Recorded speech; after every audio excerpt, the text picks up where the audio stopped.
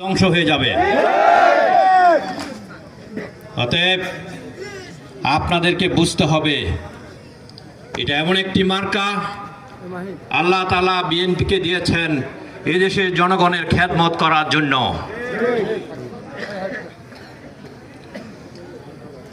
আপনারা এই সন্দ্বীপে অনেকগুলি রাজনৈতিক দল আছে, আওয়ামী ফ্যাসিস্ট, যারা এই দেশে জুলুম নির্যাতন করে দেশ থেকে ওদের নেত্রী পালিয়েছে, ওনাদের বড় বড় নেতারা পালিয়েছে।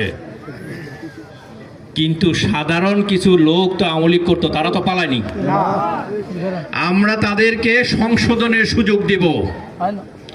আমরা তাদের বলবো আপনারা সংশোধিত হয়ে আসেন, আপনাদের কেউ ক্ষতি করবে না, আপনারা শান্তিতে বসবাস করুন, বিএনপি আপনাদের কোনো ক্ষতি করবে না।